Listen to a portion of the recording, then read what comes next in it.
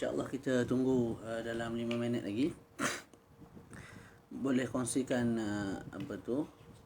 link ni pada grup kita, suruh yang lain masuk segera. InsyaAllah kita akan mulakan sebentar lagi insyaAllah.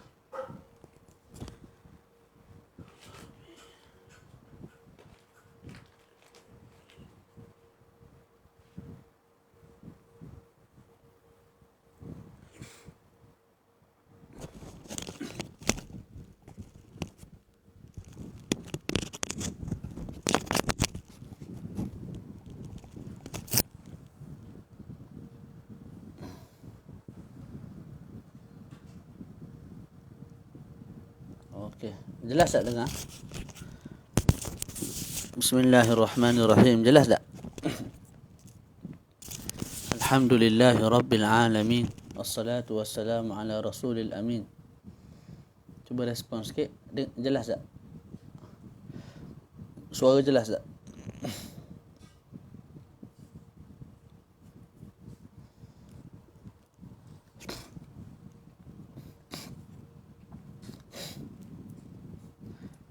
Okey, kita mulakan insyaAllah.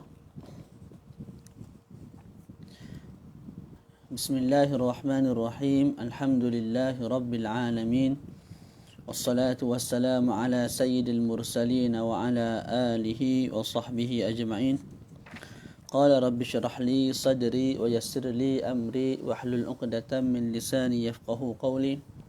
Awaitu ta'allum wa ta'lim wa tadhakkur wa tadhkir wa nafa wa intifa' wal ifadata wal istifadata wal hatta ala tamassuki bi kitabillah wa sunnati rasuli sallallahu alaihi wa alihi wa sallam wa dilalata 'ala al-huda ibtigha'a mardatihi wa thawabihi wa qurbihi subhanahu wa ta'ala.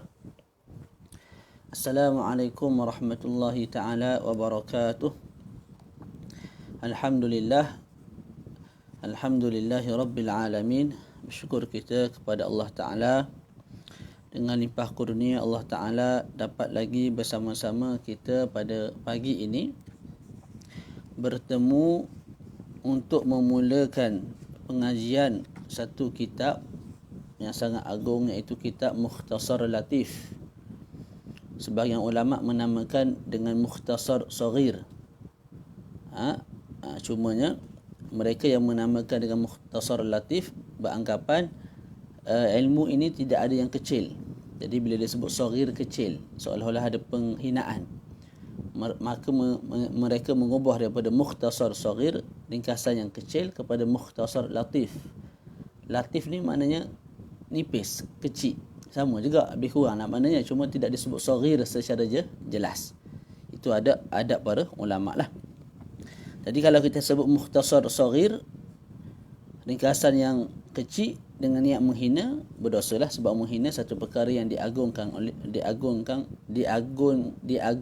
oleh Allah Subhanahu wa taala, iaitu ilmu syarak.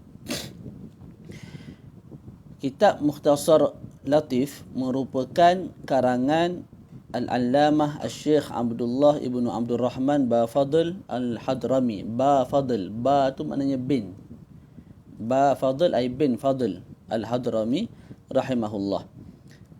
Beliau mengarang kitab Mukhtasar Saghir, iaitu ringkasan kepada Muqaddimah Al-Hadramiyah. Kita biasa dengar kitab Al-Muqaddimah Al-Hadramiyah. Ini iaitu Mukhtasar Saghir merupakan ringkasan kepada kitab tersebut. Kitab Muqaddimah Hadramiyah, kitab asal dia, disyarah oleh Imam Ramli, disyarah oleh Imam Ibnu Hajar, disyarah oleh Imam Ibnu Hajar yang bernama Manhajul Qawim. Juga disyarah oleh Al-Imam Ba-Makhramah. Kitab Mukhtasar Latif yang merupakan ringkasan kepada Muqaddimah Al-Hadramiyah disyarah oleh Imam Ar-Ramli. Jadi Mukhtasar disyarah oleh Imam Ramli, dia punya asal iaitu Muqaddimah Hadramiyah disyarah oleh Al-Imam Ibnu Hajar Al-Haytami rahimahumullah. Imam Ibnu Hajar, Imam Ramli ni ulama besar sangatlah dalam ilmu fiqh mazhab Asy-Syafi'i. Jadi insya-Allah kita akan mulakan kitab ini, dan syarahan saya tidak terlalu luas. Sebab kita cadangnya tak kita syadang untuk khatam dalam masa yang tidak terlalu lama. Jadi kalau kita baca satu-satu poin tu dengan syarahan yang luas, tak jadi khatam lah. Tidak jadi khatam. Saya akan lebih merujuk kepada kitab Al-Fawaidul Mardiyah karangan Imam Ar-Ramli, Muhammad ibnu Ahmad Ar-Ramli Asy-Syafi'i, Syamsuddin. Ini merupakan anak. Dia ada satu lagi Ar-Ramli, Syihabuddin. Syihabuddin tu ayah. Syamsuddin ialah anak. Al-Imam Syams, Muhammad ibnu Ahmad Ar-Ramli Asy-Syafi'i merupakan anak. Syihabuddin itu ayah. Kitab yang terbaru keluar, susunan Sayyid Alawi ibnu Abdullah ibnu Husain Al-Aidrus Al-Alawi Al-Husaini. Tebal. Tebal.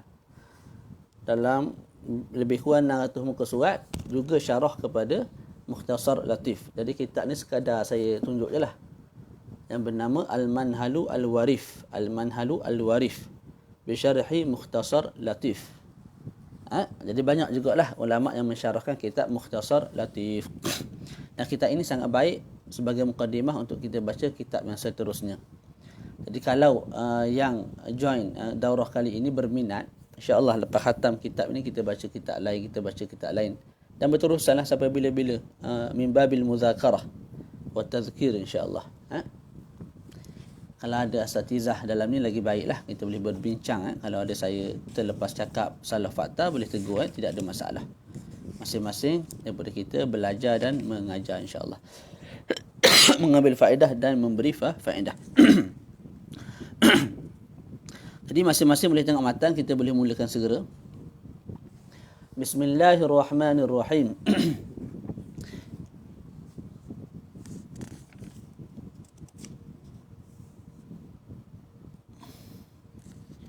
Mana?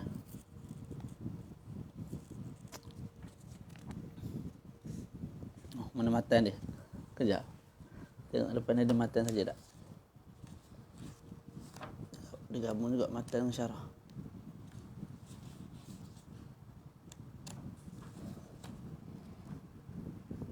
Tak apa. Matan saya baca kat sini ya. Oh, masa saya nak mana.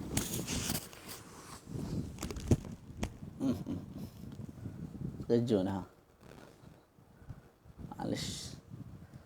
Okey, kejap. Gitu.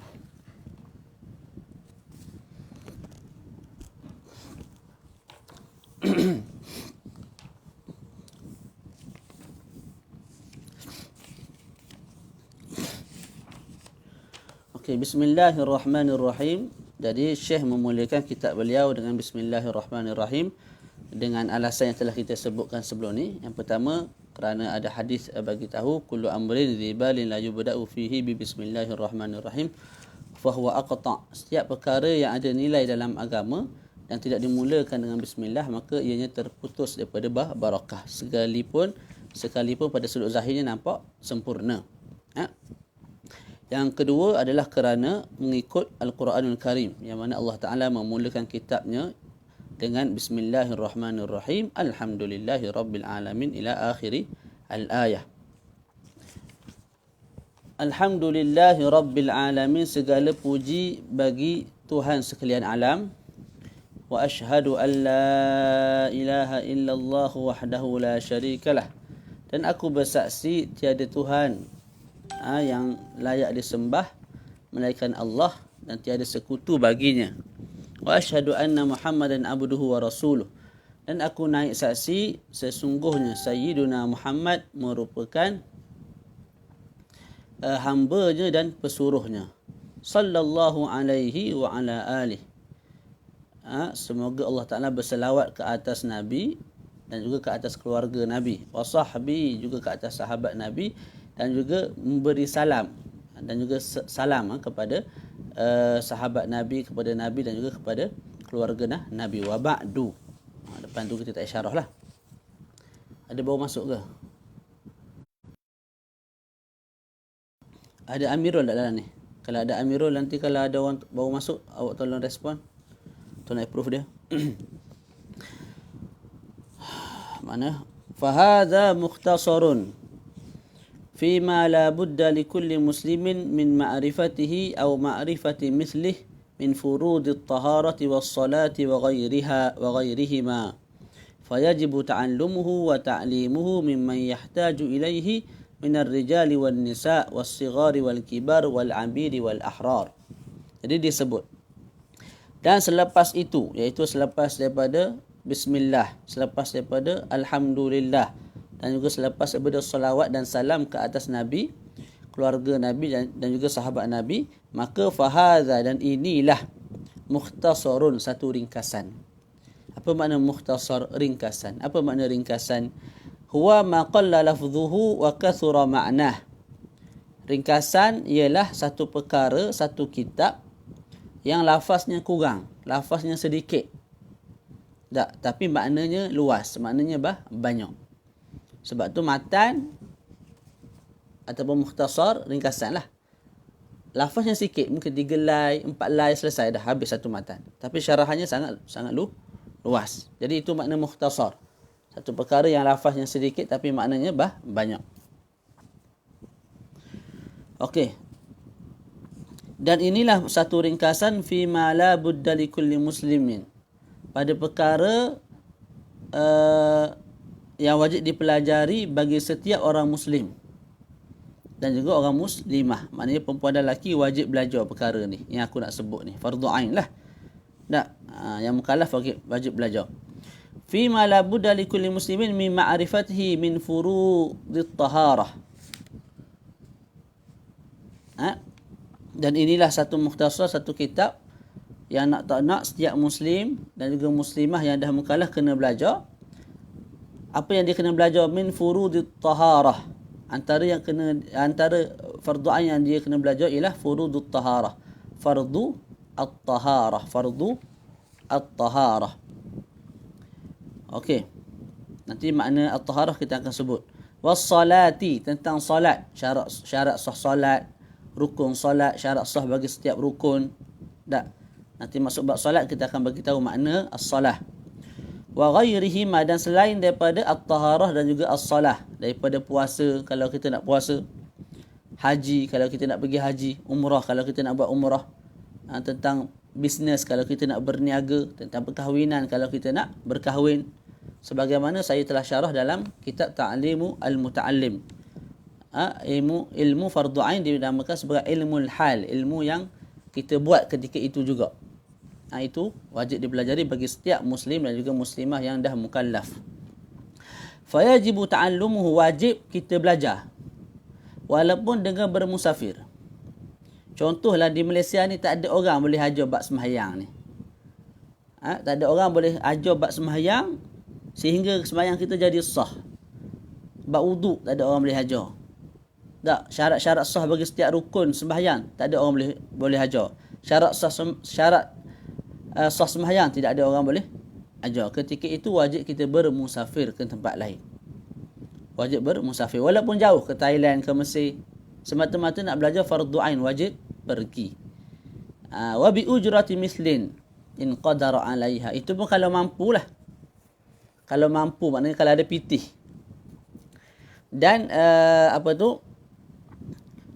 kos safar itu standard. Maknanya kalau biasa musafir ke Mesir RM3,000, maka ketika itu kosnya sama RM3,000. Dan kita mampu untuk pergi bermusafir ke Mesir untuk belajar fardu ain, maka wajib pergi. Tapi kalau ujrah itu bukan dengan ujrah misil, maknanya tambang tu untuk mereka yang nak belajar fardu ain, pihak KLIA contohnya tambah sampai RM7,000.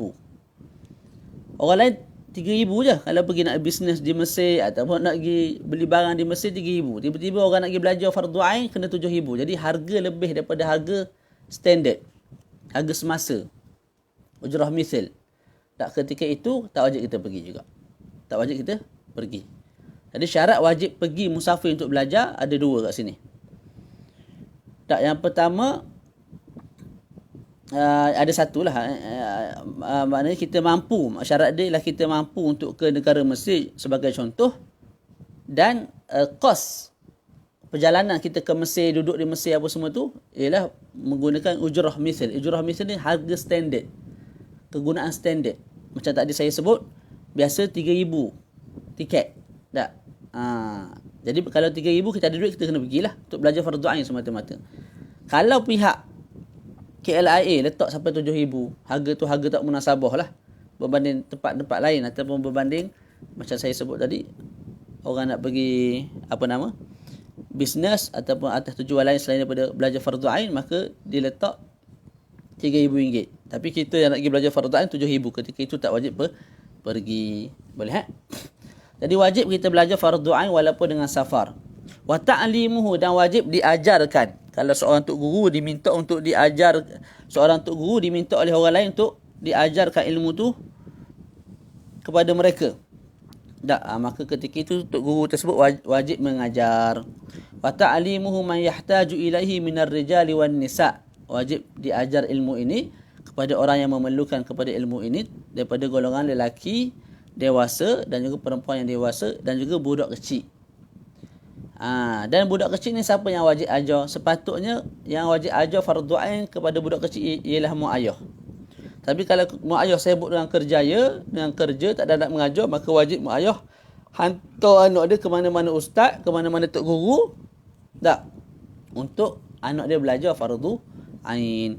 Wal kibar, juga wajib ilmu fardu ain ni ke atas orang yang besar, wal ahrar, orang yang merdeka, dan juga hamba. Selesai kat situ. Boleh? Okey. Kemudian kita masuk babut taharah. Babu at-taharah. Bab at-taharah. Bab bersuci. Bab apa? Bab bersuci. Apa makna at-taharah? At-taharah bersuci ada dua makna. Pertama pada sudut bahasa, yang kedua pada sudut istilah. Sudut bahasa maknanya suci daripada kotoran. Sama ada kotoran itu najis ataupun tidak najis. Suci daripada hingus, suci daripada tahi hidung, tahi mata, daripada kohak, daripada muntah, daripada najis, tahi air kencing. Itu dipanggil at-taharah, bersuci. Pada sudut bahasa. Berangkumi bersuci daripada perkara yang najis seperti tahi, air kencing, ataupun bersuci daripada perkara yang tidak najis, hanya jijik seperti tahi hidung, tahi telinga, tahi mata dan sebagainya. Itu tidak najis, cuma jijik. Okey. At-taharah pada sudut syarak ialah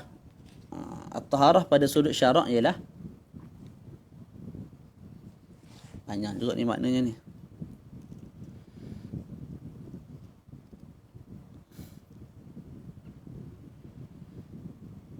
Zawalul man'i al-murattabi 'ala al-hadath aw al-khabathi. Sila Amirul. Aw al-fi'li aw al-fi'lu al-mawdu'u li ifadati dhalik aw li ifadati ba'd athari. Okey, dalam kitab Imam Ramli sebut makna at-taharah ialah zawalul man' al-murattab 'ala al-hadath. Hilangnya larangan yang terhasil daripada berlakunya hadas. Kita kentut. Bila kentut, haram bagi kita sembahyang, haram bagi kita pegang Quran. Maka larangan tu, at-taharah ialah hilangnya larangan tu. Hilangnya larangan daripada sentuh Quran, daripada solat. Hilangnya larangan tu dipanggil sebagai at-taharah. Itu makna yang pertama bagi at-taharah pada sudut syarak. Makna yang kedua bagi at-taharah pada sudut syarak ialah perbuatan untuk menghilangkan larangan tersebut. Bila kita kentut, kita haram solat. Betul tak? Bila kita kentut, kita haram pegang Quran, sentuh mushaf, tak boleh. Okay, ada perbuatan-perbuatan yang kalau kita buat, kita kembali boleh solat. Kita kembali boleh sentuh Quran. Antaranya, bila kita kentut, kita berwuduk. Berwuduk itu satu perbuatan yang boleh menghilangkan larangan tersebut. Asal tak boleh sentuh Quran, asal tak boleh solat. Tapi bila kita wuduk je, kita dah boleh solat. Kita dah boleh sentuh Quran. Maka perkara-perkara yang menghilangkan larangan tersebut dipanggil at-taharah. Wuduk dipanggil at-taharah. Tayamum dipanggil at-taharah. Perbuatan wuduk, perbuatan tayamum tu dipanggil at-taharah. Mandi wajib dipanggil at-taharah. Jadi saya sebut dua makna bagi at-taharah, bersuci. Yang pertama, perbuatan berwuduk. Yang kedua, terangkatnya larangan tu sendiri, dipanggil at-taharah juga. Boleh? Ni saya berwuduk ni. Apakah nama perbuatan yang saya buat? Nama dia ialah at-taharah, bersuci. Bila saya berwuduk, tadi saya tak berwuduk lagi, tak berwuduk haram sentuh Quran. Bila saya berwuduk, saya dah boleh sentuh Quran. Jadi telah terangkatnya larangan tu. Zawalul manna'. Terangkatnya larangan daripada sentuh Quran itu, terangkatnya larangan itu dipanggil juga dengan nama at-taharah. Jadi at-taharah yang saya sebut pagi ni ada dua makna. Boleh? Dalam kitab-kitab yang lain panjang lebar, kita tak nak masuk lah. Cuma itu mukadimah, itu sebagai permulaan. Okey, jadi kita masuk babu at-taharah. Faslun furudul wudu' sittatun. Satu fasal yang berbincangkan tentang fardu wudu'. Furudul wudu', fardu wudu' tu ada 6. Bukan 7, bukan 5. 6 sahaja. Yang pertama al-awwalu an-niyah. Niat. Kerana Nabi sebut innamal a'malu binniyat. Ada sesungguhnya setiap amal itu untuk sah mesti perlu kepada niat. Dan niat wudu' ada pelbagai cara. Antaranya kita niat imma niyatu raf'il hadath. Kita niat untuk mengangkat hadas. Imma niyatu raf'il hadas. Hadas kat sini maksud dia apa? Hadas kat sini maknanya ialah hukum bagi hadas. Boleh. Okey, kita sebut al-hadasu dah ada beberapa makna. Hadas, perkataan al-hadas ada beberapa makna. Makna yang pertama ialah kentut tu kita panggil hadas. Perbuatan kentut tu kita panggil hadas. Ni tangan perempuan, saya pegang tangan perempuan. Perbuatan saya pegang tangan perempuan dipanggil hadas. Tak. Apa nama lagi? Kalau hadas besar, keluar air mani. Proses keluar air mani tu kita panggil hadas. Perbuatan keluar air mani tu kita panggil hadas. Bersetubuh, itu kita panggil hadas. Itu satu makna. Kentut, kencing, buang air besar, itu semua tu nama dia hadas. Namanya hadas. Okey, makna hadas yang kedua ialah larangan yang terhasil bila berlakunya kentut. Sekarang ni saya suci ni. Tak, saya terkentut. Bila saya terkentut, saya tak boleh nak sentuh Quran, tak boleh nak solat. Larangan solat, larangan sentuh Quran itu dipanggil hadas. Hukum yang terhasil, perkara yang terhasil, larangan yang terhasil disebabkan berlakunya kentut, berlakunya kencing, berlakunya berak, berlakunya keluar air mani, berlakunya bersetubuh dan sebagainya. Jadi hadas saya sebut pagi ni ada dua makna. Pertama ialah perbuatan kentut itu sendiri, perbuatan menyentuh wanita itu sendiri, perbuatan bersetubuh itu sendiri, dan itu panggil hadas. Makna kedua bagi hadas ialah larangan yang terhasil bila mana seseorang tu menyetubuhi isterinya. Bila berlaku jima', apakah perkara yang dilarang bagi dia? Dia tak boleh sentuh Quran, dia tak boleh masuk masjid. Dia tak boleh baca Quran, tak boleh sentuh masjid. Itu dipanggil hadas. Okey. Jelas? Jadi kat sini disebut cara nak niat tu banyak. Yang pertama imma niyatu raf'il hadas. Yang pertama niat mengangkat hadas. Hadas yang mana yang dimaksudkan kat sini? Maknanya hukum hadas. Niat untuk mengangkat hukum hadas. Maknanya niat untuk mengangkat larangan tadi tu. Larangan daripada solat, larangan daripada sentuh Quran. Jadi saya tidak ada wuduk. Maka dalam hati saya niat, sahaja aku mengangkat hadas. Basuh muka. Apa maksud sahaja aku mengangkat hadas? Maknanya sahaja aku mengangkat larangan yang ada pada badan aku ni. Larangan apa? Larangan tak boleh sembahyang, larangan tak boleh pegang Quran. Tak. Sahaja aku mengangkat hadas, iaitu sahaja aku mengangkat perkara-perkara tersebut. Bila terangkat perkara tersebut, aku kembali boleh solat, aku kembali boleh pegang Quran. Boleh itu yang pertama. Imma niyatu raf'il hadas aw at-taharati lis-salah, ataupun kita niat sahaja aku at-taharah lis-salah, nawaitu at-taharata lis-salah, sahaja aku bersuci untuk sembahyang. Sahaja aku bersuci untuk tawaf. Sahaja aku bersuci untuk apa nama? Itulah. Apa lagi yang perlu kepada wuduk contohnya? Sahaja aku bersuci untuk sembahyang. Sahaja aku bersuci untuk tawaf. Itu contohlah. Okey. Kalau kita sebut sahaja aku bersuci saja tidak memadai. Mesti sebut dalam hati sahaja aku bersuci untuk sembahyang. Sahaja aku bersuci untuk tawaf dan sebagainya. Okey. Ataupun kita sebut sahaja aku berwuduk. Yang itu sama kita buatlah. Tak, kita ambil air tu. Air tu kena kat muka, sahaja aku berwuduk. Tak? Itu dah memadai juga dah. Berbeza dengan mandi. Kalau kita mandi wajib, tak boleh sebut sahaja aku mandi. Mesti sebut sahaja aku mandi, wajib. Mesti kita hadirkan dalam hati sahaja aku mandi, wajib. Tidak memadai, kita hadirkan dalam hati sahaja aku mandi sahaja, tak boleh. Kerana apa? Ulama sebut kerana mandi, dia ada mandi adat, dia ada mandi yang berbentuk ibadat. Jadi nak bezakan antara mandi ibadat dengan mandi adat, kamu kena sebut sahaja aku mandi wajib, iaitu mandi ibadat. Sahaja aku mandi sunat, iaitu mandi ibadat. Tapi wuduk memadai kamu sebut sahaja aku berwuduk. Tak perlu disebut sahaja aku berwuduk wajib ataupun sunat. Tak perlu. Kerana apa? Kerana wuduk, bawah tu ada satu poin, satu perkara sahaja. Satu pembahagian sahaja, iaitu wuduk yang berbentuk ibadat. Tidak ada wuduk yang jenis adat. Tidak ada. Tidak ada wuduk yang jenis adat. Maka memadai kita sebut sahaja aku berwuduk. Tapi kalau mandi, mesti sebut sahaja aku mandi wajib. Sahaja aku mandi sunat. Tak boleh sebut sahaja aku mandi sahaja. Itu tidak memadai kerana mandi ni ada dua. Mandi ibadat, mandi adat. Okey. Boleh? Niat yang lain, nawaitu ada al-wuduk, sahaja aku mengerjakan wuduk.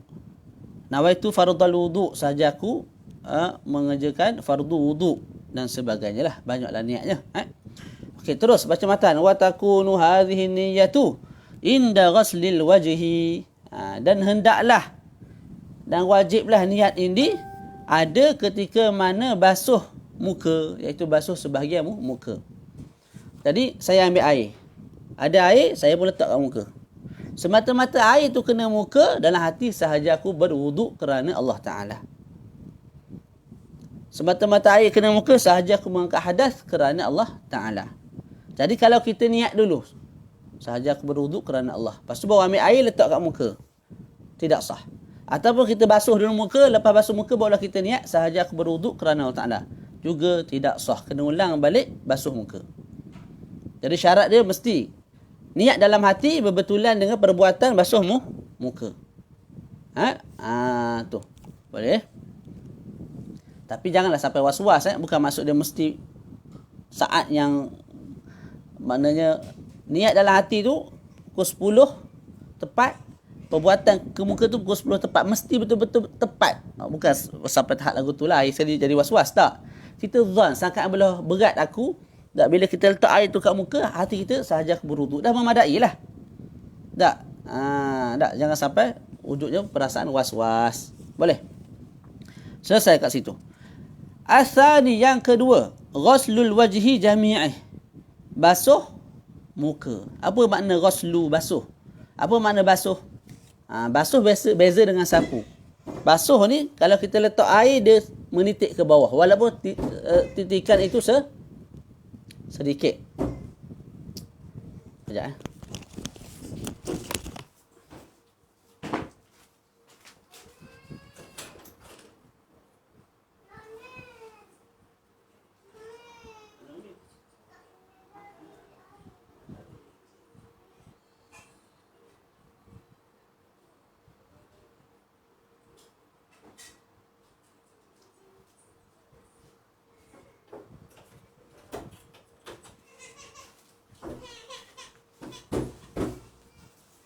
Sekejap.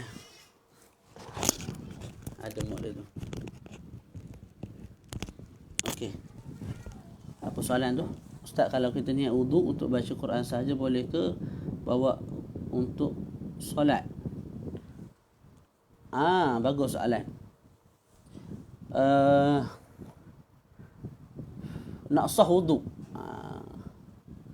Nak sah wuduk mesti kita niat sama ada sahaja aku berwuduk, sahaja aku mengerjakan fardu wuduk. Tak. Kalau kita pilih untuk niat sahaja aku bersuci untuk sembahyang, untuk tawaf, kita ambil sirah tu, tak, maka untuk belakang tu, untuk sembahyang, untuk tawaf, mesti perkara tu, perkara yang nak sah dia perlu ada wuduk. Contoh sembahyang nak sah perlu ada wuduk. Tawaf nak sah perlu ada wuduk. Maka niat kita sahaja aku bersuci untuk sembahyang, untuk tawaf, itu memadai, sah. Tapi kalau sentuh Quran, kalau baca Quran, ini sebut baca. Kalau kita baca Quran, baca Quran perlu ada wuduk tak? Contoh saya sekarang tidak ada wuduk, haram saya baca Quran. Boleh baca Quran walaupun tak ada wuduk? Tak. Jadi nak baca Quran tak perlu kepada wuduk, tak wajib ada wuduk. Makanya bila kita wuduk, kita niat sahaja aku bersuci untuk baca Quran, wuduk kita tidak sah. Wuduk kita tidak sah.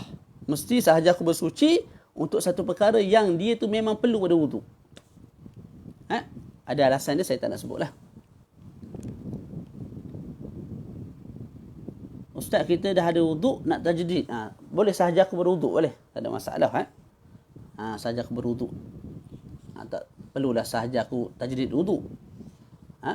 Sahaja aku berwuduk dah memadai dah kalau untuk tajdid. Selesai. Yang kedua, tak apa, kita laju sikit.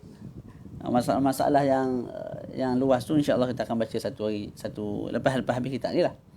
Yang kedua, ghuslul wajhi. Saya sebut tadi basuh dan sapu tu berbeza. Basuh ni, tak, kalau kita letak air kat sini, dia akan menitik. Walaupun setitik ataupun 2 titik. Mengalir lah maknanya. Tanda mengalir ada titisan yang jatuh daripada tangan kita. Sapu, kita ambil air, sapu. Dia tak gugur. Walaupun setitik daripada tangan kita ke lantai, ke tanah. Itu sapu. Jadi pada tangan kena basuh. Pada muka kena basuh. Pada tangan pun kena basuh juga. Ingat tu, kalau kita sapu saja tidak memadai. Jadi ghuslul wajhi, basuh muka. Apa muka? Muka ialah antara barang yang ada antara tempat tumbuh rambut. Kebiasaannya rambut tumbuh kat sini tak? Saya ni. Jadi antara tempat tumbuh rambut tu dengan sini, dagu ni, bawah ni. Di hujung ni lah. Jadi daripada tempat tumbuh rambut sehinggalah akhir bagi lahyan. Lahyan ni apa nama ni? Tulang ni. Iaitu hujung ni. Itu sudut panjang dia. Sudut lebar daripada kuping ni. Daripada ni. Ni. Sampai ke sini. Tak. Itu kita panggil muka. Jadi kena basuh belakang ni. Had muka tu. Kena basuh semua had muka. Dan nak tak nak mesti kita basuh lebih sikit. Kita sebut had muka daripada sini sampai sini. Daripada kuping ni sampai kuping telinga belah sini. Untuk kita basuh sempurna muka, had muka tu, tak, kita mesti basuh lebih sikit. Takkan nak ukur betul-betul. Kalau kita ukur betul-betul, barang yang ada antara awal tempat tumbuh rambut sehingga ke sini, dibimbangi tak kena, tak sempurna basuhan muka kita. Jadi nak tak nak kita kena basuh lebih sikit. Jadi kita kena ambil sikit atas, bahagian atas rambut ni sikit. Kat sini kita kena ambil sikit bahagian telinga sikit. Kat sini kita ambil bawah sikit daripada dagu ni. Supaya hujung dagu tu kena rata dengan molek. Boleh? Macam tangan pun samalah. Tangan daripada hujung ni sampai ke siku. Kena basuh lebih sikit. Tak, min babi ma la yatimul wajibu illa bihi fahuwa wajibun. Nak sempurna basuh had tangan, mesti kita basuh lebih sikit. Maka basuh lebih sikit tu wajib juga. Nak basuh sempurna had muka, mesti kita basuh lebih sikit. Maka basuh lebih sikit tu, keliling ni, juga wajib. Wajib sebab apa? Sebab dia tu wasilah kepada wajib. Bukan sebab dia muka. Muka antara, barang yang ada antara tempat tumbuh rambut secara kebiasaan sehingga ke hujung ni. Jadi itu muka. Faham tak? Lepas tu kena basuh lebih sikit tu, bukan dia muka tak. Tapi dengan basuh lebih sikit tu, kan sempurnanya basuh muka. Nak sempurnakan basuh muka wajib. Maka apa-apa jalan yang menyempurnakan basuhan muka juga wajib. Begitu. Boleh? Okey, lagi baca mana? Sya'ran wa basharan. Kita kena basuh semua perkara yang ada di muka kita. Sya'ran, rambut, bulu-buluan. Sama ada tebal ataupun nipis. Bulu ni, bulu ni, bulu ni, bulu ni. Wa basharan, basharan ni kulit. Tak, kulit. Kena basuh ke semua sekali, zahir dan batin. Zahir ni luar lah. Batin maknanya basuh sampai kena ke akar akar bulu ni. Jadi ni bulu. Kena wajib basuh zahir dan batin. Zahir maknanya bahagian luar. Batin maknanya kena sampaikan air tu sampai ke akar bagi setiap bulu ni. Bulu apa? Semua jenis bulu kat muka. Ulama sebut ada 20 jenis bulu kat muka ni. Tak, ni bulu kalau ada bulu pipi ke, ni bulu ni anfaqah ni ke, tepi ni kalau ada bulu, kat bawah ni. Lepas tu apa lagi? Ni bulu ni. Banyaklah bulunya. Ada sebahagian orang ada bulu kat atas jabahah ni. Tak. Bulu, semua jenis bulu, selain daripada 2 jenis bulu, kita wajib basuh zahir dan batin. Apa zahir? Bahagian luar. Batin kena sampaikan air sehingga ke akar kulit. Illa batinal lihyah al-kathifah. Kecuali batin bagi janggut yang lebat. Itu pun bagi lelaki. Jadi wajib kita basuh seluruh muka, sama ada kulit ataupun bulu-buluan, kecualilah batin bagi janggut yang tebal bagi seorang lelaki. Jadi janggut ni bagi orang lelaki ada tebal, ada nipis. Apa tebal? Tebal ni tak. Kalau kita duduk dengan seseorang, contoh depan saya Muhammad. Tak, Muhammad tu duduk dengan saya dalam jarak orang biasa bersembang, berborak. Bila orang bersembang ni, dia tak duduk pipi ke muka. Ni muka dia, ni muka saya. Gini duduk. Tak ada orang bersembang lagu tu. Macam nak bercium, dah. Ataupun duduk jauh. Seorang duduk Selangor, seorang duduk Pahang. Bersembang lagu mana? Tak, ataupun seorang duduk sini, sekilo lagi, ada Muhammad. Orang tak bersembang, jauh lagu tu. Biasa orang bersembang lagu mana? Saya duduk sini, dia duduk depan saya sikit. Tak dalam 100 meter ataupun kurang sikit daripada tu.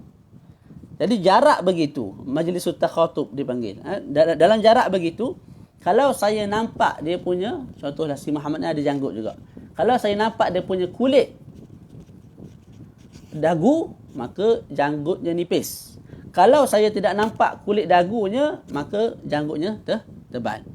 Masing-masing ada hukumnya.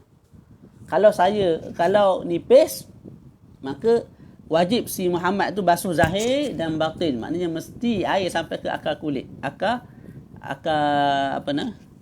bulu ni lah. Akar janggut. Kalau tebal, wajib basuh zahir saja. Maknanya dia ambil air, dia basuh sini. Basuh dah.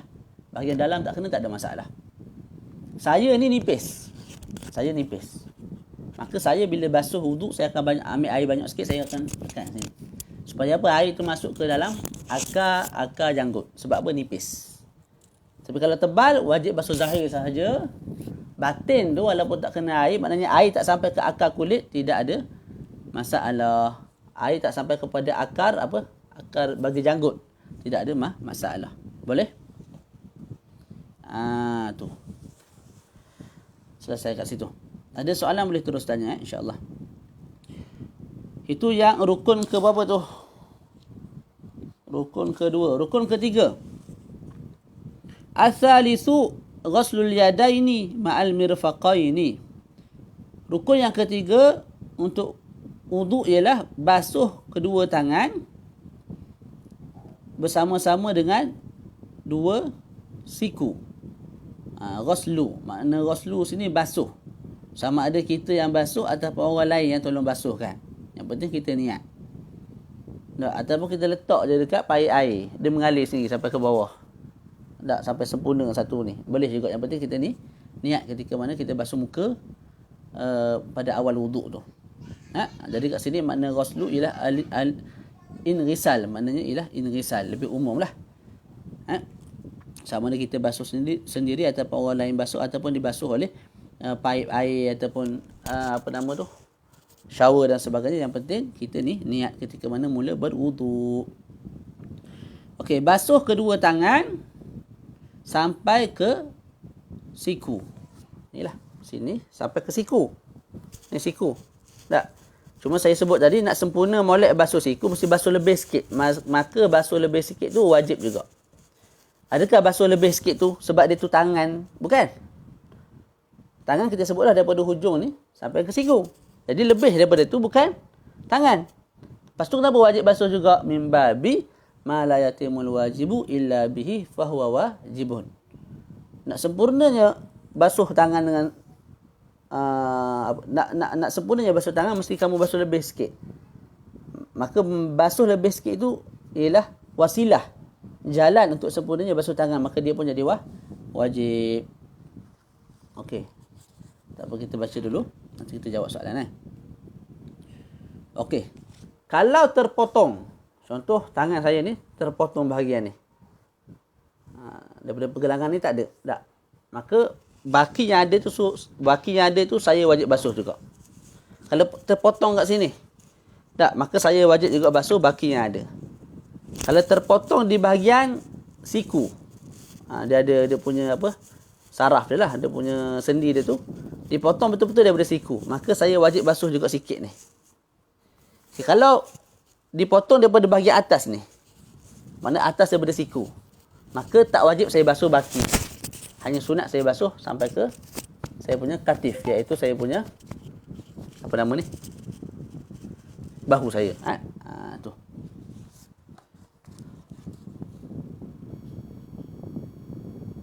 Okey. Ya, saiban termasuk bawah muka wajib dibasuh zahir dan batin. Apa saiban? Ni. Yang bertentangan dengan telinga ni. Atas bawah ni. Letak sini tarik Yang bertentangan tu kita panggil saiban. Jadi perempuan kalau saiban dia tebal wajib basuh zahir dan batin. Walaupun panjang. Kita pun samalah. Tak.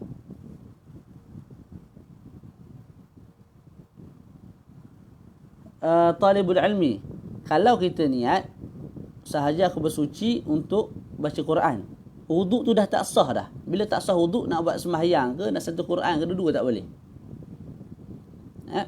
Sebab apa? Sebab kamu boleh, bukan sentuh Quran, baca Quran. Kamu boleh baca Quran tanpa perlu kepada wuduk. Tak. Jadi kalau kamu niat juga sahaja aku berwuduk untuk baca Quran, sia-sialah niat tu. Kerja sia-sia.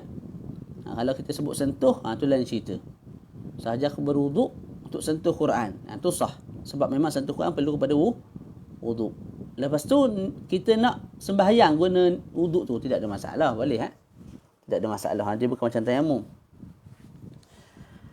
Okey, selesai. Arabi'u, yang keempat. Mashu syai'in min basyaratir ra'si aw sya'arihi walau ba'da sya'rah. Yang keempat ialah sapu. Tu dia. Tadi basuh muka, basuh tangan, kaki pun nanti basuh. Sampai di kepala sapu. Maka beza sapu dengan basuh saya dah sebut tadi. Tak. Kita ambil air, kita sapu. Selesai masalah. Sapu itu sapu walaupun tidak mengalir. Okay, bila disebut sapu, kalau basuh boleh tak? Lebih-lebih lagi lah bolehnya. Sebab kalau sapu air tak mengalir pun dah sah. Kalau basuh lagilah sahnya. Cuma ulama sebut kekal yang aula kita sapu. Bukan basuh kepala. Sebab apa? Dalam Quran sebut sapu, bukan basuh. Tapi kalau kita basuh juga, tak. Basuh penuh ni air ni. Yang juga memadai. Jadi sapu sedikit daripada kulit kepala. Kulit kepala. Ni rambut. Tak. Kulit kepala mana kulit? Kalau tak ada rambut, maka terus bertemu dengan kulit. Kita sapu kulit tu. Walaupun sikit, kita ambil air, setitik, kita pun letak.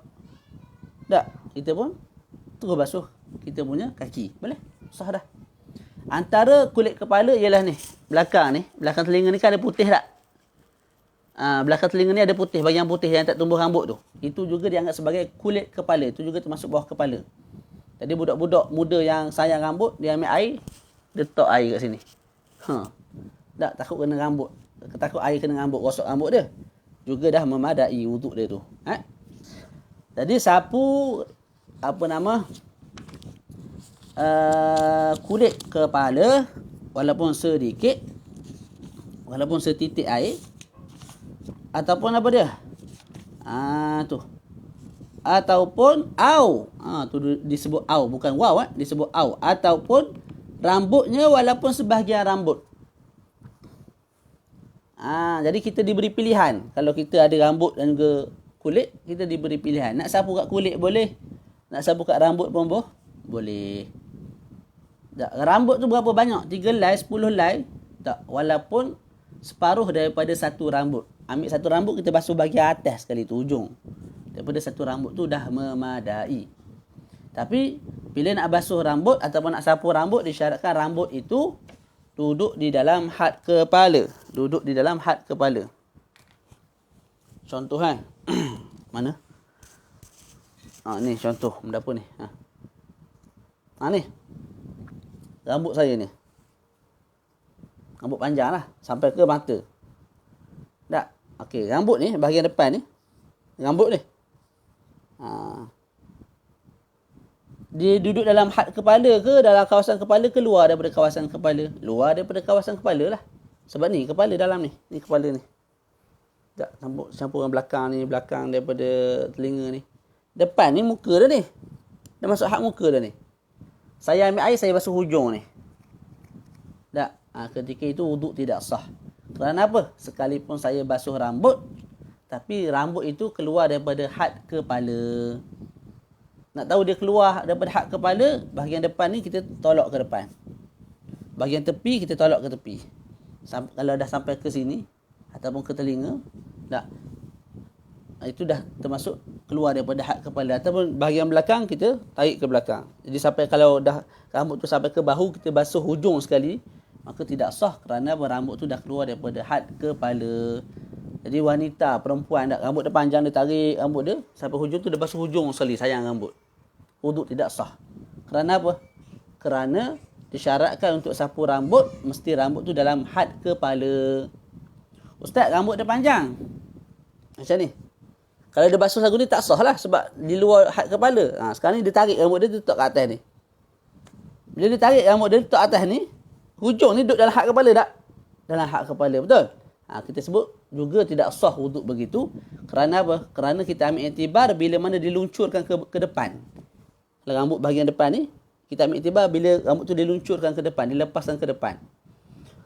Okey, walaupun sekarang ni rambut tu ke atas, kalau kamu lepaskan, dia pergi mana? Dia pergi hujung ni.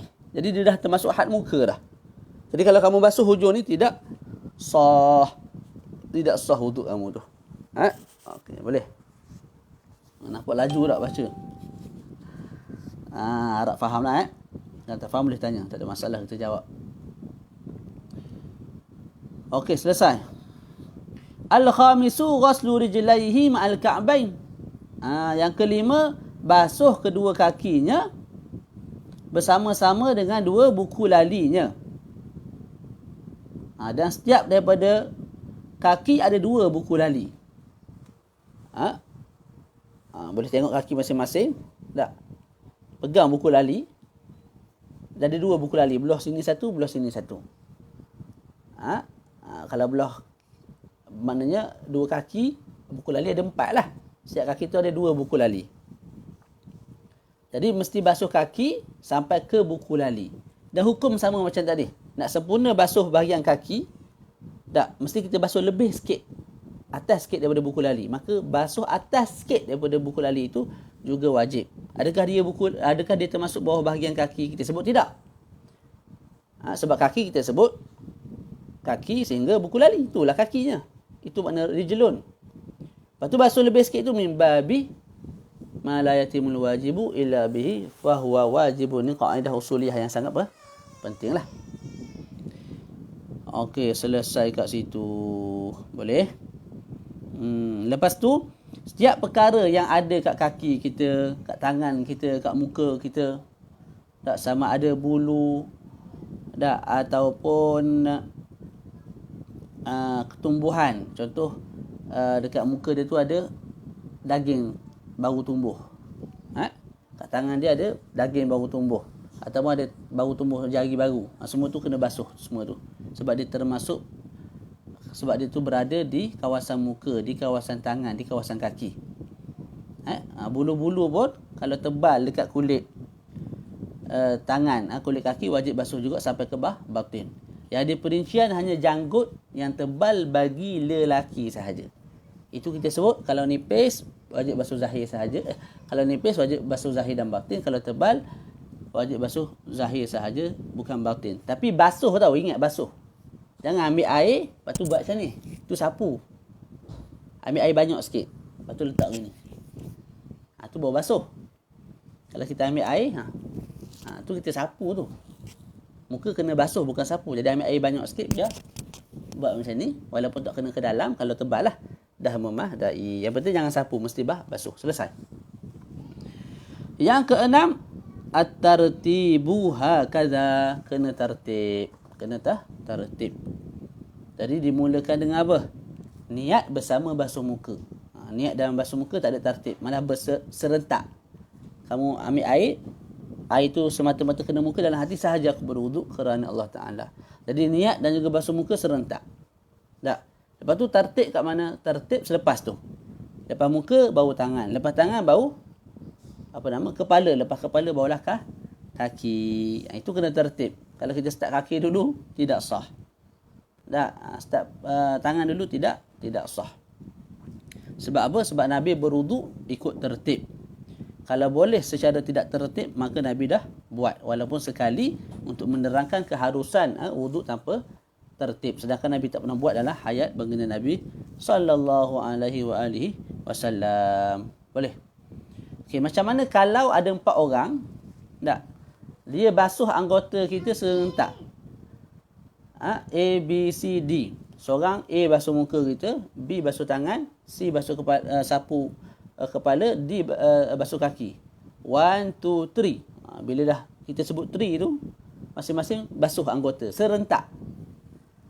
Tak, ketika itu kita sebut yang sah hanya muka. Itu pun kalau yang dibasuh tu niat. Sahaja aku berwuduk ketika mana dibasuhnya muka. Tangan tidak sah. Kepala tidak sah. Kaki tidak sah. Lepas tu nak buat apa? Buat semula. Iaitu basuh tangan semula. Basuh kepala semula. Basuh kaki semula. Kerana apa tadi tidak sah mula-mula tu tidak sah? Kerana tidak ada tertib. Malah serentak perkara tu berlaku. Tu dia. Boleh Okey, cumanya ada satu masalah lah. Ulama sebut ada juga masalah yang tak perlu kepada tertib, ataupun disebut ada tertib, cuma tertib dalam kaedah yang sangat sangat latif. Sangat latif maknanya sangat kecil, sangat laju.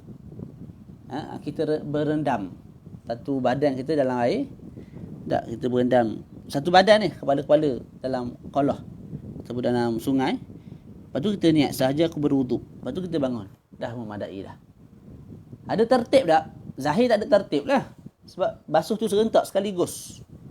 Tapi ulama sebut ada tertib. Fi daqaiq latifah. Ataupun fi lahzah latifah. Pada saat yang sangat laju. Muka, kemudian tangan, kemudian kepala, kemudian kaki. Itu gambaran lah. Gambaran. Pada zahir tidak ada tertib, tapi pada fil haqiqah ulama sebut ada tertib juga.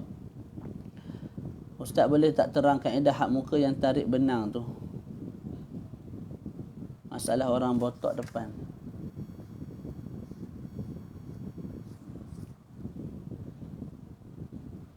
Satu lagi, had kepala yang terakhir sudut tepi dan di belakang sampai sebelum leher ke? Kaedah had muka tarik benang. Tu tak ingat. Tu tak ingat, kena tengok balik. Masalah orang botak. Sebab tu dalam ta'rif disebut had muka ialah daripada wa huwa ma baina manabiti sya'ri ra'si ghaliban. Muka ialah barang yang ada antara tempat tumbuh rambut secara kebiasaan. Secara kebiasaan tempat tumbuh rambut kita kat sini. Tak. Jadi barang yang ada antara tu kita panggil muka lah. Ada orang dia tak ikut kebiasaan. Dia start tumbuh rambut sini, tengah ni. Sejak daripada lahir lagi. Tempat tumbuh rambut ialah kat tengah. Sepatutnya kat depan ni tak? Maka kita tidak ambil iktibar dengan perkara yang nadir seperti itu. Maka kita sebutkan kepada dia, kamu juga wajib basuh start daripada depan ni. Sebab ghalibnya orang tumbuh rambut kat sini. Kamu seorang start daripada belakang ni. Tak, jadi tak wajib bagi kamu basuh bahagian atas ni. Ataupun orang yang asalnya ada rambut, ketika tua dia hilang rambut depan ni. Tak, rambut dia start kat tengah ni. Depan ni line clear. Tak, kalau kita pandang pun bersinar muka, silau. Tak, tu. Sebab kena cahaya matahari. Jadi depan ni tak wajib basuh. Tak termasuk had muka, kita sebut kekal diambil daripada tempat kebiasaan tumbuh rambut. Satu lagi hak kepala yang terakhir, sudut tepi dan di belakang sampai sebelum leher ke? Hak kepala yang terakhir. Tak. Dalam kitab fiqh dia sebut, kalau depan ni, bahagian depan ni lah. Kita tarik ke depan.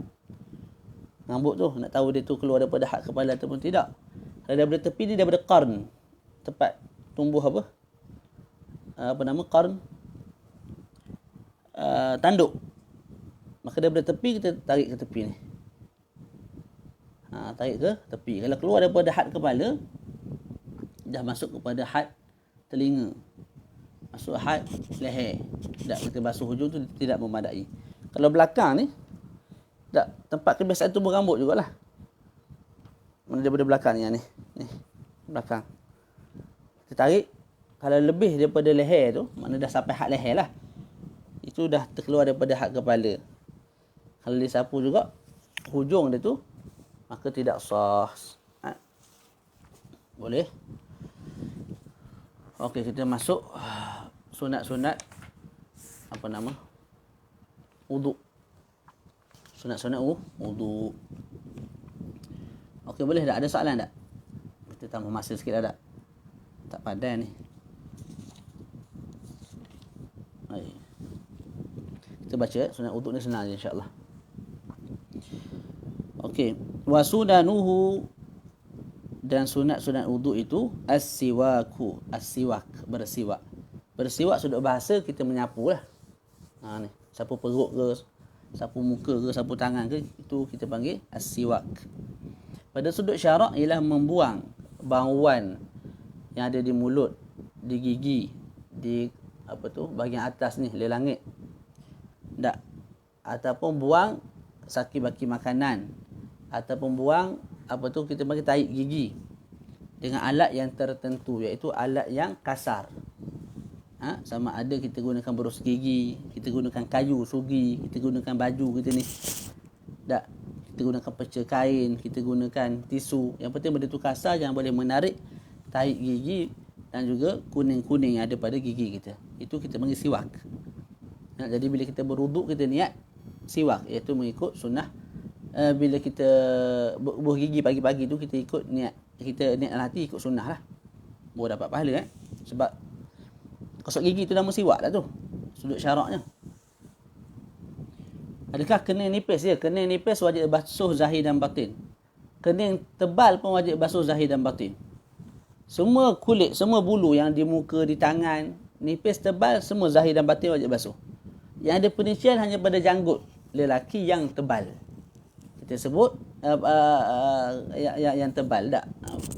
Janggut lelaki yang tebal wajib basuh zahir, batin tak wajib basuh. Selain daripada bulu tu, satu lagi jambang, silap tak terang. Muka tadi, ni janggut. Janggut yang tumbuh kat sini lah. Jambang yang tumbuh dekat bawah telinga ni, start dari telinga ni sampai ke bawah ni, sebelum sampai ke dagu. Tak, itu panggil jambang. Yang bertentangan dengan telinga, kita ambil tangan ni, kita buat lagu ni. Yang bertentangan dengan telinga tu panggil sideburn. Sideburn. Bawah tu, tak, jambang. Ni, yang bawah dagu ni janggut. Jambang dan janggut. Tu. Jambang dan janggut. Jambang dan janggut. Saya sebut janggut saja tadi, tak. Jambang dan janggut. Kalau nipis, wajib basuh zahir dan batin. Maknanya mesti sampai ke akar bulu, akar jambang, akar janggut. Kalau tebal, maka wajib basuh zahir sahaja, batin tidak wajib basuh. Selain daripada tu, bulu-bulu lain, zahir dan batin wajib dibasuh. Okey, sunat-sunat wuduk banyak. Yang pertama siwak. Dalam sebuah hadis Nabi sebut, laula an asyqa ala ummati la amartuhum bis-siwak inda kulli wudu. Kalaulah aku ni tidak menyusahkan umat aku, maka akan suruh mereka dengan suruhan yang wajib untuk bersiwak setiap kali berwuduk. Tapi risau ianya menyusah, maka ia tidak menjadi wajib. Dan Nabi pun tidak suruh untuk kita berwuduk dengan suruhan yang jazam lah, yang wajib. Itu yang pertama, siwak. Siwak. Boleh.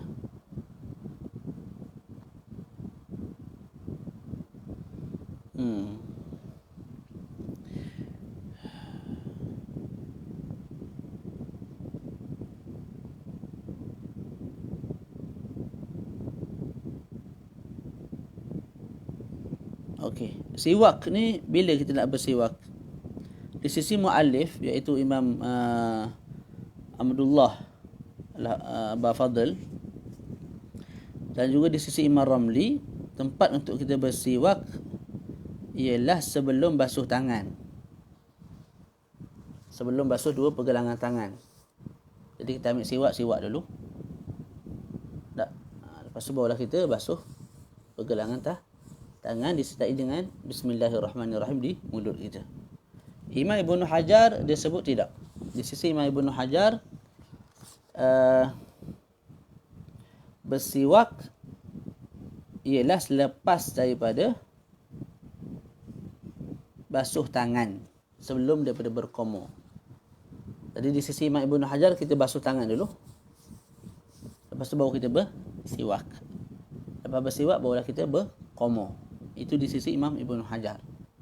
Okey. Faidatul khilaf, faedah bagi khilaf yang berlaku ialah, kalau di sisi Imam Ramli dan juga Imam Abdullah Bafadl ini, maka ketika mana kamu bersiwak itu, kamu kena niat sahaja aku menunaikan sunat-sunat wuduk. Masa kita siwak, dalam hati sahaja aku buat sunat wuduk, sahaja aku mengerjakan sunat wuduk. Kena niat. Sebab dia sebelum daripada basuh tangan. Tapi di sisi Imam Ibn Hajar, sebab apa basuh tangan dulu tak? Bila basuh tangan, dalam hati niat dah, sahaja aku melakukan sunat-sunat wuduk. Tak? Maka di sisi Imam Ibn Hajar, lepas kamu basuh tangan tu, kamu siwak. Bila siwak tu tak perlu niat, sahaja aku melakukan sunat wuduk dah. Sebab apa? Dah termasuk bawah niat basuh tangan tadi tu. Kamu basuh pergelangan tangan tu, kamu sebut sahaja aku melakukan sunat wuduk. Lepas tu kamu buat siwak. Sunat wuduk lah tu, dah termasuk bawah niat tadi tu, niat dia basuh tangan tu. Tapi Imam Ramli sebut sebelum basuh tangan lagi kena siwak. Maka di sisi Imam Ramli, perlu pada niat siwak ataupun perlu pada niat melakukan sunat wuduk yang lain. Selesai. Yang kedua, at-tasmiyah. Nabi sebut dalam sebuah hadis, tawaddau bi bismillah, berwuduklah kamu dengan Bismillahirrahmanirrahim. Boleh? Bila kita nak baca baghasul kaffain, kemudian basuh tangan. Bismillahirrahmanirrahim ni dan juga basuh tangan ni dilakukan secara serentak. Ketika kita basuh, kalau kita ikut Imam Ramli, kita gosok gigi dulu, siwak, lepas tu basuh tangan. Ketika basuh tangan, dalam hati bismillah.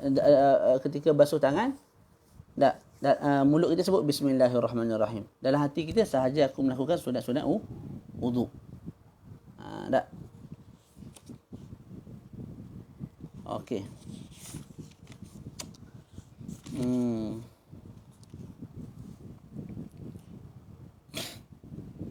Lepas tu disebut kat sini hukum mencelup tangan ke dalam bekas. Hukum mencelup tangan di dalam bekas. Dia ada 3 hukum sebenarnya, tapi dalam kitab Imam Ramli ni dia sebut satu je. Tak boleh kita sebut 3-3. Kita nak basuh tangan kita ni, pergelangan tangan ni, sunat lah, tak wajib, sunat lah. Okey. Ada 3 hukum. Kita nak basuh dalam bekas yang sedikit, bekas yang banyak tak ada masalah lah. bekas yang banyak, maknanya air tu banyak 2 kullah dan ke atas tidak ada masalah. Ni air tu sikit, kurang daripada 2 kullah. Hukum yang pertama, kita yakin tangan kita bersih, maka tidak ada masalah untuk kita celup air tersebut. Sebab tangan kita bersih, dia tidak akan menajiskan air yang kurang 2 kullah tu. Yang kedua, kita syak, tangan aku ni bersih ke kotor. Ketika itu makruh kita celup tangan kita dalam bekas, dalam kolah yang kurang 2 kullah, sebelum kita basuh dulu tangan kita di luar sebanyak 3 kali. Kalau basuh kurang daripada 3 kali di luar, tidak menghilangkan karahah. Yang ketiga, kita yakin tangan kita najis, ada tahi seketul kat tangan. Waktu tu haram kita celup tangan kita tu dalam bekas air yang kurang daripada 2 kullah. Kerana apa? Dia akan menajiskan air tersebut. Tu. Jadi wajib basuh kat luar dulu, bersihkan tangan, walau kita celup dalam bekas yang kurang daripada 2 kullah. Selesai. Saya tahu bila kita mula belajar ni, ada yang terkeliru, ada yang datang macam-macam persoalan. Kalau macam ni, kalau macam tu. Tak. Itu biar dulu. Tapi timbulnya persoalan tu tanda kita belajar. Kalau kita tak belajar, kita tak ada rasa benda. Tak ada langsung timbul sebarang persoalan. Tapi bila dah belajar, kalau lagu ni, kalau lagu tu, tu okey tu, bagus tu. Cuma sabar dulu. Satu masa kita akan belajar lebih luas. Sebab fiqh ni kalau nak selesaikan semua furuk, memang terlalu luas.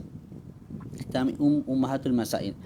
Tadi yang pertama siwak, yang kedua baca bismillah, yang ketiga basuh 2 pergelangan tangan, yang keempat madmadah. Madmadah. Nak dapat sunat madmadah ni, tak memadai kita masukkan air dalam mulut, kita keluarkan balik tanpa kita berkomor-komor dengan bersungguh-sungguh. Dah memadai dah. Kita masuk, kita keluarkan balik. Masuk, keluarkan balik. Dah dapat dah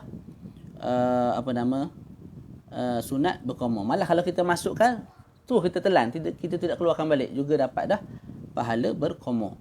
Cuma yang paling sempurna, kita masukkan air, lepas tu kita bersungguh-sungguh mainkan air sekeliling mulut kita, barulah kita luak balik air tu, buang air tu, lepas tu komor kali kedua dan juga kali ketiga. Basuhan sunat macam basuh tangan tak ada air mustakmal. Air yang mustakmal basuh benda fardu. InsyaAllah Ustaz Hadi akan datang, insyaAllah. Ada rasanya dalam kitab ni pun. Okey. Itu berkomor. Okay. Lepas berkomor, kita kena buat apa? Lepas berkomor, sunatnya ialah kita al-istinsyaq wal-istinthar, masukkan air dalam hidung, dan juga istinthar, keluarkan air daripada hidung. Itu pun sama. Kita masukkan sikit, kita keluarkan, dah dapat dah sunat tu. Cuma yang lebih baik, kita sedut kuat sikit sehingga rasa sedikit sakit di sini. Lepas tu barulah kita sembur balik keluar. Kalau sedut terus pun dah dapat dah pahala sunnah. Cuma yang lagi sempurna sunnahnya, sedut air dan keluarkan balik air tersebut. Tu. Jadi peringkat-peringkat dah tu. Level 1 sunnah, level 2, level 3 keafdaliyah tu. Kalau sekadar masuk tak keluar dah air, okey, boleh dapat dah sunnah. Kalau kita masuk tak sekadar depan ni, tak naik ke atas, dah dapat dah sunnah, okey juga. Tapi yang paling sempurna, kita sedut sehingga rasa sakit sikit, lepas tu kita keluarkan balik. Itulah yang paling sempurna. Cuma mubalaghah seperti itu, sedut air sampai ke khayshum pada bulan Ramadan, hukumnya makruh. Bila makruh, kalau kita buat juga tiba-tiba air tu memang kena masuk ke, air tu memang pergi ke khayshum, batal puasa. Walaupun ter. Sebab apa? Benda tu dilarang. Dah dilarang, kamu buat juga, batal puasa. Tu. InsyaAllah datang buat puasa kita terang. Okey, Nabi sebut wabaligh fil madmadati wal istinsyaq illa an takuna sha'ima. Bersungguh-sungguhlah kamu ketika mana berkomor dan juga ketika mana masukkan air dalam hidung, kecualilah kamu ni orang puasa. Kalau puasa tak payah buatlah. Mubalaghah tu, bersungguh-sungguh tu. Yang paling afdal berkomor dan juga basuh air dalam hidung. Ni cara paling afdal. Dia banyak cara. Ada wasl, ada fasl. Lepas tu setiap daripada wasl, fasl tu ada dia punya kaifiat. Ada 3 kaifiat. Jadi kesimpulannya ada 6 kaifiat. Kita sebut satu saja yang paling afdal. Caranya begini. Kita ambil air, berkomor. Baki air yang ada tu kita ke hidung. Kali kedua ambil air, berkomor. Baki yang ada kita masuk air dalam hidung. Kita ambil air, berkomor. Baki yang ada kita masukkan dalam hidung. Cukup 3 kali. Itu yang paling sempurna. Yang paling aula, yang paling afdal. 5 cara yang lain kita tidak sebutlah. Jadi paling afdal 3 kali cebok je. Sekali cebok tu untuk mulut, baki untuk hidung. Kali kedua cebok untuk mulut, baki untuk hidung. 3 kali cebok untuk mulut, baki untuk hidung. Baki 5 cara tu kita tidak terang. Okey, kemudian wataslisu. Kita buat 3-3. Mana berkoma 3, masukkan air dalam hidung 3, basuh muka 3, basuh tangan 3. Mana perkara sunat 3, perkara wajib pun kita buat 3. Nak dikatakan 3, mesti yang pertama tu dah sempurna molek. Kita basuh sempurna molek, barulah dikira 2, dikira 3. Tapi kalau kita basuh kali pertama, bahagian sini baru. Kali kedua boleh sampai ke sini. Tak, 2 tu dianggap 1. Kali ketiga boleh dianggap yang kedua. Tu kena faham molek lah. Okey. Baca taslis tu pada perkataan dan juga pada perbuatan. Maknanya bismillah pun ucap 3 kali juga. Bismillahirrahmanirrahim. Bismillahirrahmanirrahim. Bismillahirrahmanirrahim. Tu sunat 3 kali. Okey, yang seterusnya wa mashu jami'ir ra's. Kita sapu seluruh kepala. Ni. Kalau orang Malaysia ni rambut dia jenis lagu mana? Jenis terlipat-lipat tak? Tarik ke belakang, rambut pergi ke belakang. Kalau kita tolak ke depan, rambut pergi ke depan. Kecuali lah kalau botok macam saya ni. Tapi kalau orang rambut panjang biasanya begitu. Kalau begitu, maknanya rambut tu boleh berbolak-balik. Cara dia gini. Ambil air. Buat lagu ni. Ni, sini. Depan, ke belakang, lepas tu ke depan. Tu 1. Ambil air baru. Belakang, depan. Tu 2. Ambil air baru. Belakang, depan. Itu 3. Tapi kalau botok ataupun rambut dia statik. Tak. Maka ini sekali. 2 kali. 3 kali. Itu yang sunat lah seluruh rambut. Ini cara yang paling sempurna kita buat gini. Lepas tu kalau kita nak buat lagu ni. Boleh juga. Yang penting satu kepala kita sapu. Bila dah habis satu kepala, baru kira 1. Kali kedua, seluruh kepala lagi. Kali ketiga juga seluruh kepala. Okey, tu. Lepas tu, kita sebut tadi yang wajib, hanya sedikit je tak? Ambil air. Dapat dah. Kesempurnaan fardu tu dah selesai. Sekarang ni bila kita basuh semua, tak? Semua kepala. Soalan dia, adakah kita dapat pahala wajib bila kita basuh semua kepala? Soalan dia bukan macam tu. Soalan dia bunyi lagu ni. Yang wajib sikit tak? Depan ni selesai lah. Tapi kamu basuh semua. Okey. Kadar pahala wajib yang kamu dapat banyak mana? Kita sebut kadar pahala wajib ialah kadar yang kamu basuh sikit tu. Untuk wajib kamu basuh sikit dah memadai, betul tak? Kita sebutlah kalau basuh wajib pahala 50. Pahala 30. Selesai dah dapat pahala wajib 30. Lepas tu baki yang kamu basuh tu, pahala tu bukan atas nama pahala wajib tapi pahala sunat. Maknanya kita tak sebut solah dapat pahala basuh kepala. Pahala solah tu ialah pahala wajib. Pahala basuh sini dapat pahala wajib, basuh sini pahala wajib, basuh sini pahala wajib, basuh sini pahala wajib, basuh sini pahala wajib. Tak. Kita sebut solah dapat pahala wajib sini. Lepas tu baki kepala tu dapat pahala sunat. Dan beza antara pahala wajib dengan pahala sunat. Boleh tu. Tu disebut dalam kitab Imam Ramli ni. Tu dia.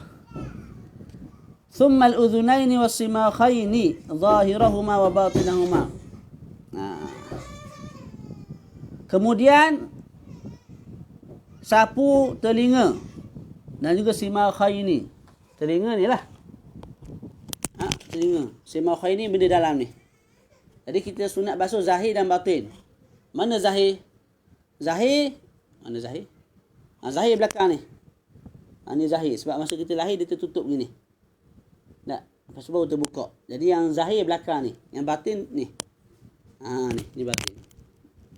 Jadi wajib kita sunat basuh zahir dan batin. Sunat ambil air. Tak. Ni biasalah kita masukkan yang ni dalam. Lepas tu kita gerakkan dia. Tak. Ikut laluan dia tu. Lepas tu yang belakang ni ada air juga. Di belakang ni. Tak, kita pun buat lagu ni. Sekali. Ambil air baru. 2 kali. Ambil air baru ke 3 kali. Dan dikatakan sunat basuh telinga ni dalam 12 kali. Itu kita tidak sebutlah. Basuh 3 kali tu selesai dah. Yang 12 tu tak payah tegang lah. Okey. Wa takhlilul lihyah al-kathifah. Kita takhlil lihyah al-kathifah. Janggut yang tebal tadi. Tak, kita sebut wajib basuh zahir saja, betul? Zahir je. Batin tak wajib sebab tebal. Walaupun tak wajib, sunat juga kita ambil air, kita takhlil selat 3 kali. Sunat tak wajib. Takhlil tu sunat, menyelat. Sunat tu pula kalau bukan muhrim. Kalau kita bukan sedang ihram haji ataupun umrah. Kalau kita ihram haji ataupun umrah, tidak disunatkan untuk kita menyelat janggut. Sebagai ulama kata sunat juga kita menyelat janggut walaupun kita sedang bermuhrim haji ataupun umrah, tapi selat dengan lembut supaya tidak gugur rambut sehingga menyebabkan kena bayar denda, dam dan sebagainya. Wa takhlilul asabi', masa kita basuh tangan kan, kita takhlil selat gini, sunat juga. Sebahagian ulama sebut secara tasybik macam ni. Sebahagian ulama kata ini adat ni, nak lepak-lepak tepi-tepi jalan kita lepak lagu ni lah. Termenung, fikir masa depan. Jadi nak bezakan adat dengan ibadat, buat lagu ni. Ala kulihan nak buat lagu ni boleh, nak buat lagu ni boleh. Dua-dua pandangan tu makbul. Yang penting tasybik, yang penting takhlil, kita selat. Tu dia.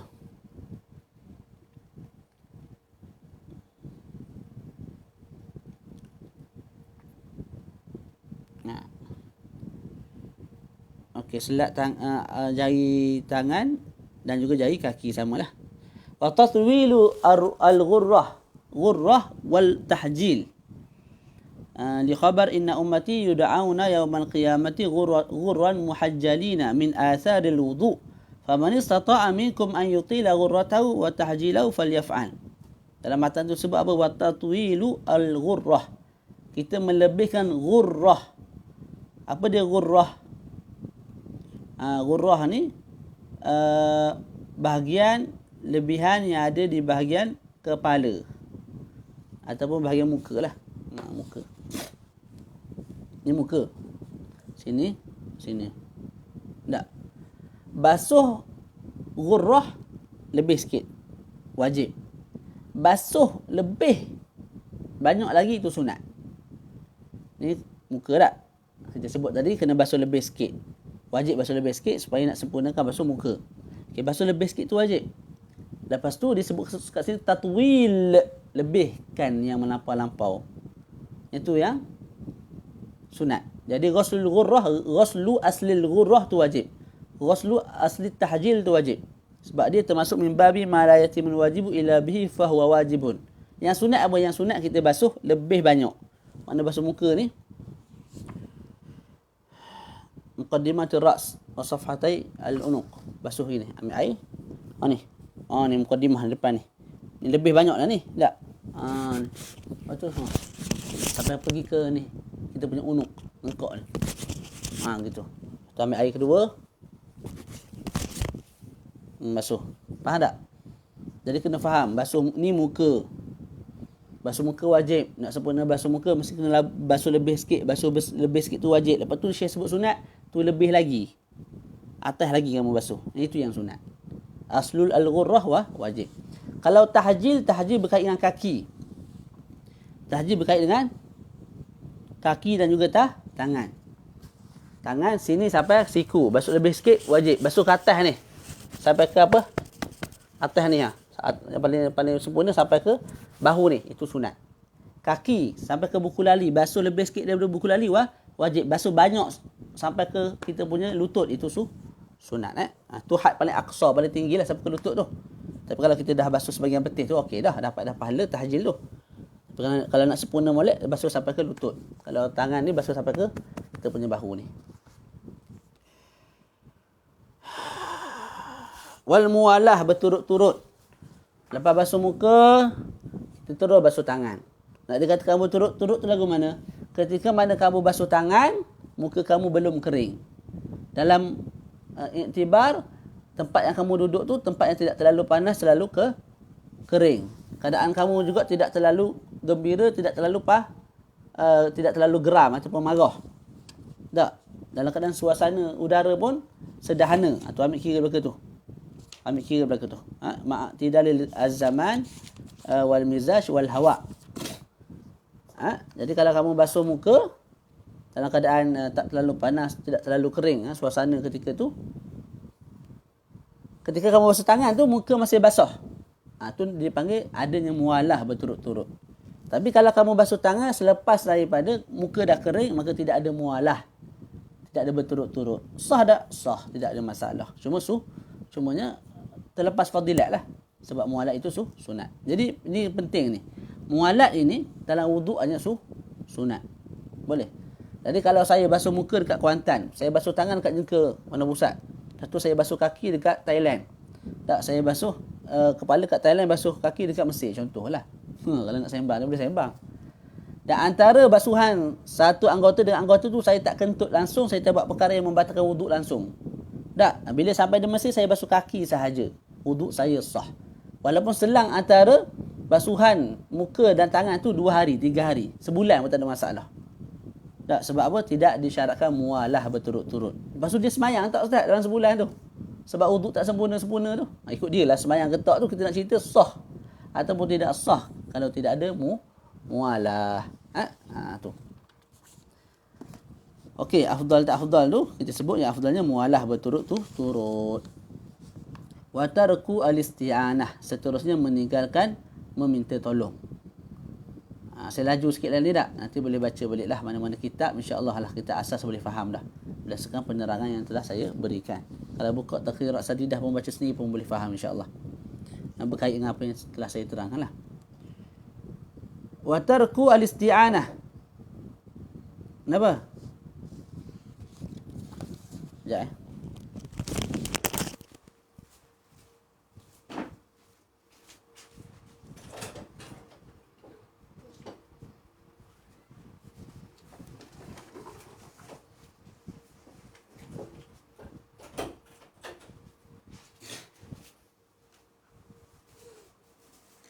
Allah Rabbi.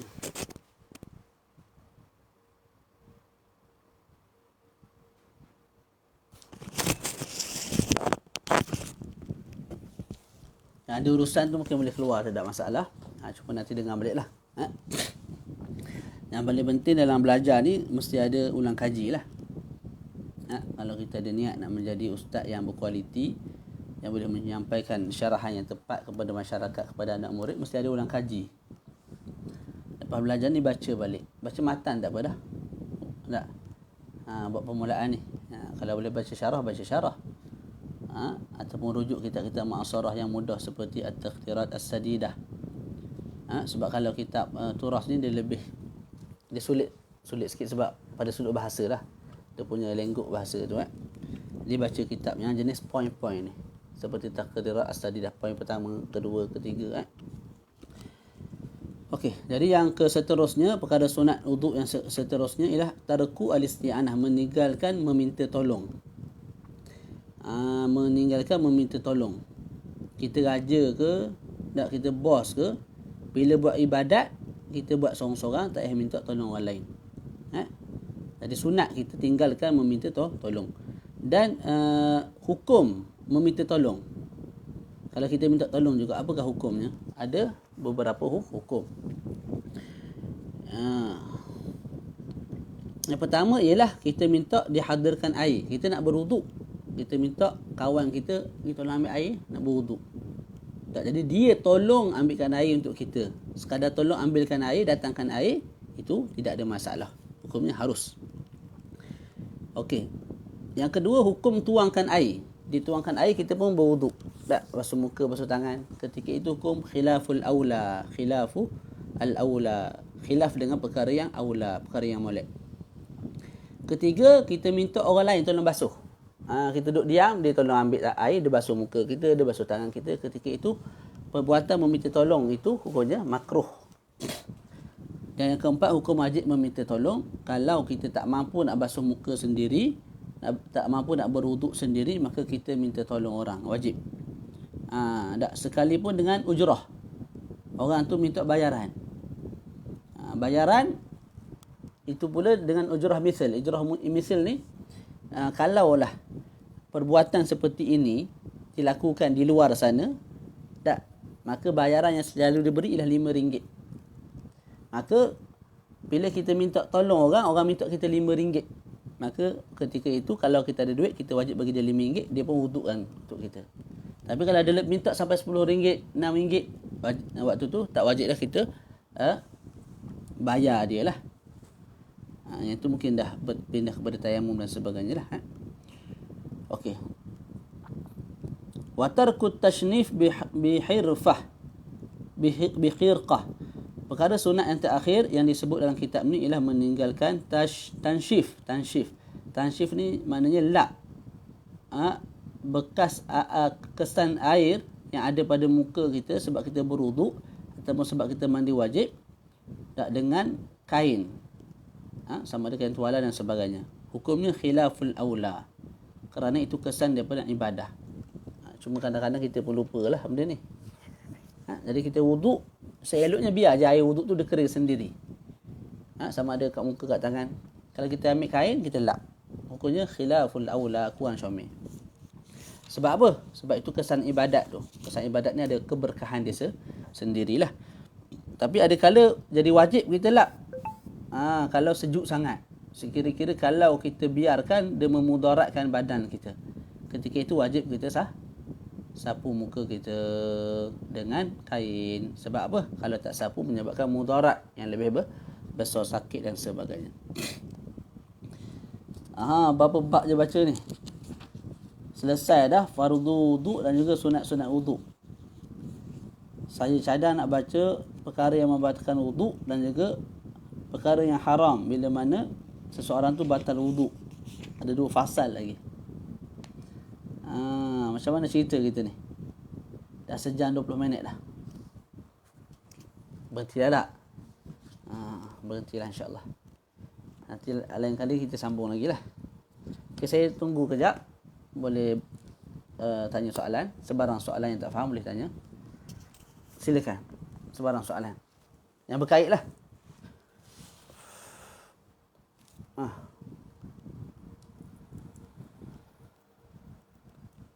InsyaAllah kalau ada kesungguhan lepas kita khatam kitab ini, kita akan baca kitab-kitab yang lain lah. InsyaAllah syarah ke, mungkin baca Muqaddimah Hadramiyah, Matan Bisyuja' ke, Umdatus Salik ataupun Al-Yakutun Nafis.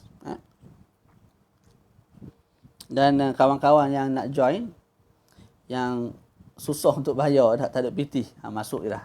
Tak ada masalah. Tempat wajib kena air tu ada luka. Macam mana Ustaz? Tu nantilah kita cerita. Bab tayamum. Ustaz, bab tayamum ni complicated. Ustaz, ada tak cara untuk melawan was-was? Ada. Caranya ialah kita jangan layan was-was tersebut. Maknanya apa? Kita basuh muka. Basuh dah muka ni. Lepas basuh muka tu, syaitan mari. Syaitan kata tak kena bahagian pipi ni. Tak. Kita sebut kena. Kita tinggalkan terus basuh muka. Basuh tangan pula. Basuh tangan rata molek. Syaitan mari. Ya dok awak ni. Rasa tak kena bahagian sini ni. Kena basuh semula tu. Kita kata kena dah. Bye-bye. Basuh belah kiri pula. Basuh belah kiri dia mari juga. Dia kata hujung tu macam tak kena tak rata tu. Kita sebut dah kena dah rata dah.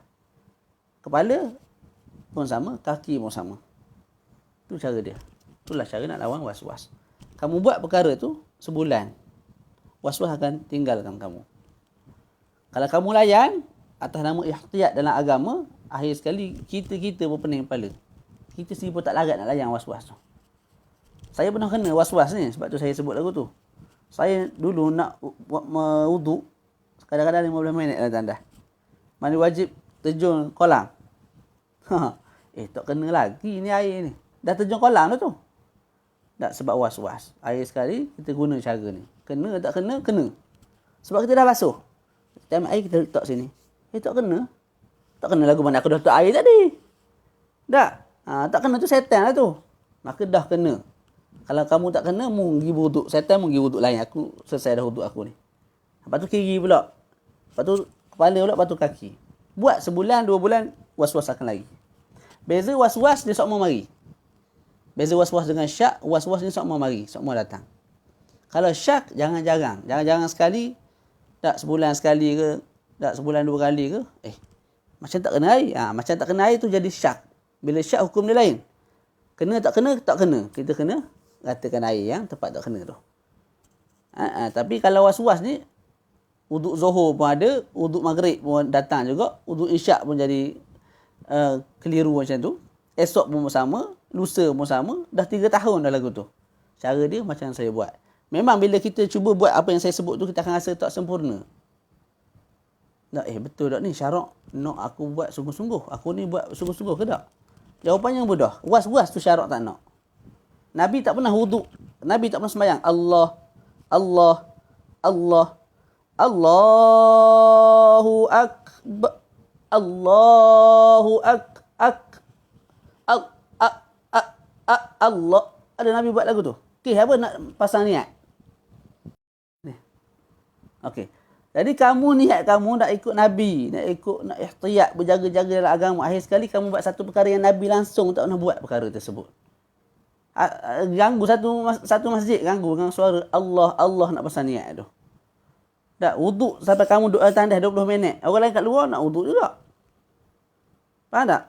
Jadi, perasaan rasa benda tu tak betul, tak, perasaan tu yang tak betul. Sebab Nabi tak pernah wuduk sampai 30 minit, 20 minit, setengah jam, tak ada. Tu. Jadi, lawan saja cara begitu, insya-Allah satu masa hilanglah was-was tu. Buatlah sebulan, 2 bulan. Hukum kata kalau syak kita ambil yang yakin, maknanya tak kena lagi lah, maka kena sapu juga. Itu buang dulu, campur dulu tepi laut hukum tu. Tak. Sebab tu hukum bagi syak. Sekarang ni kamu was-was bukan syak. Boleh? Sampailah hilang perasaan tersebut. Saya berani sebut sebab saya pernah kena. Sampai mak ayah pun pelik. Kawan ni duduk tandas lama sangat ni. Okay, cukup sekadar tu. InsyaAllah nanti kita sambung perbahasan apa dia.